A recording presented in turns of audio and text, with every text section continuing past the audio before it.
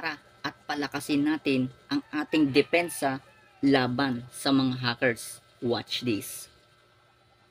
Guys, punta tayo sa ating Chrome. Pag nasa Chrome na, pindutin itong tatlong tuldok sa taas sa may upper right. Then, pindutin naman itong settings.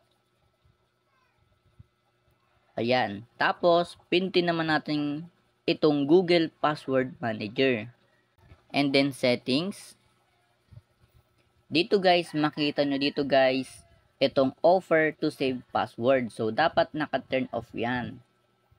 And then, itong automatically create a passkey to sign in faster. So, dapat naka-off din yan.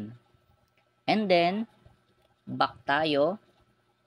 Dito naman sa payment methods, dapat itong save and fill payment methods, fills in payment forms with your save payment methods.